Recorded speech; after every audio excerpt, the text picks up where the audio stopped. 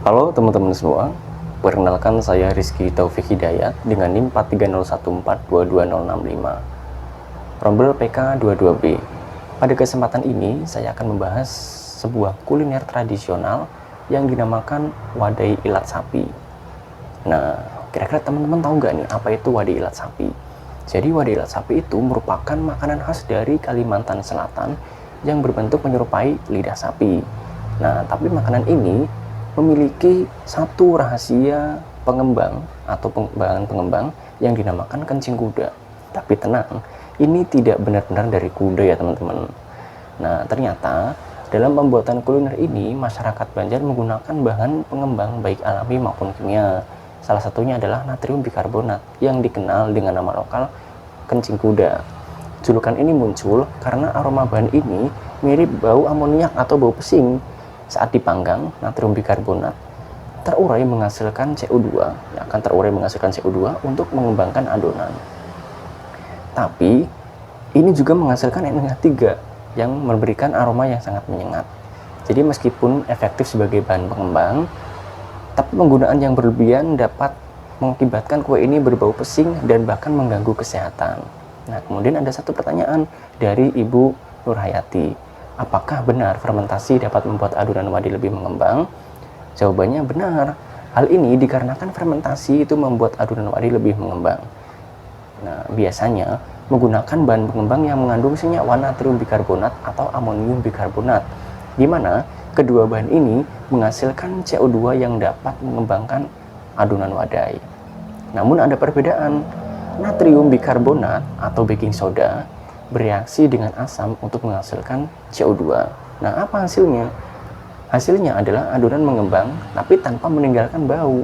Sedangkan penggunaan NH4HCO3 atau natrium bikarbonat itu sedikit berbeda. Ketika ia dipanaskan, masalahnya bahan ini akan menghasilkan CO2, uap air, dan juga amonia.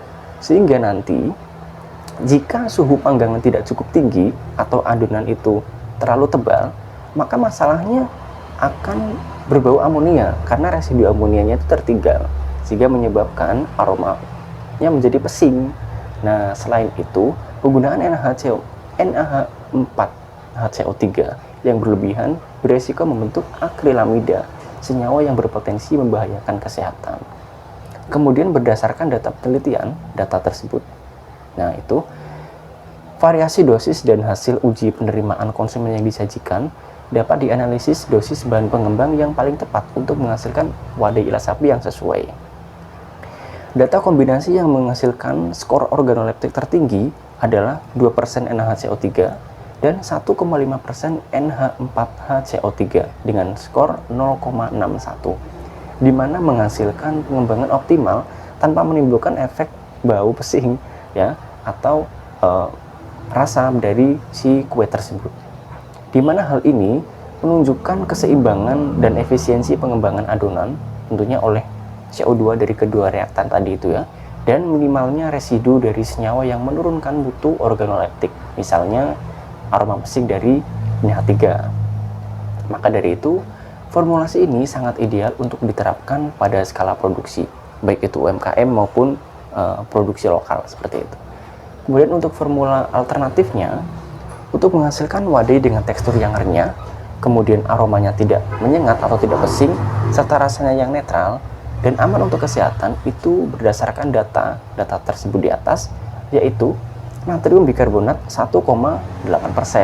Tujuannya adalah untuk menghasilkan CO2 secara perlahan dan tidak berlebihan, sehingga nantinya jika dikombinasikan dengan asam tartarat, aman dan tidak meninggalkan bau pesing. Kemudian untuk amonium bikarbonat itu 1,2%. Tujuannya adalah menghasilkan CO2 secara cepat dan agar meninggalkan atau meningkatkan kerenyahan seperti itu. Nah, kemudian yang terakhir ini asam tartarat. Tadi juga sudah disebutkan, itu cukup sedikit, hanya 0,4%. Tujuannya adalah untuk menetralkan baking soda, mencegah rasa pahit, dan juga mempercepat reaksi pengembangan. Dan yang terakhir adalah untuk menjaga kestabilan rasa. Kemudian untuk mendorong UMKM lokal memproduksi wadai ilat sapi yang berkualitas, aman, dan juga konsisten dari beberapa aspek, yaitu rasa, aroma, dan juga tekstur, dapat dilakukan beberapa langkah berikut. Yang pertama, itu menjaga kualitas sensorik seperti tekstur, rasa, dan juga aroma. Kemudian yang kedua adalah meningkatkan keamanan pangan. Dan yang ketiga, itu menjaga identitas tradisional wadah ilat sapi. Jadi rasanya enak, tapi tidak melibatkan bahan-bahan yang lain yang tidak dibutuhkan seperti itu. Kemudian adalah meningkatkan kepercayaan dan loyalitas konsumen. Jadi meskipun dibuat dengan tradisional, tapi rasanya tidak kalah dengan pembuatan yang modern seperti itu. Oke, terima kasih.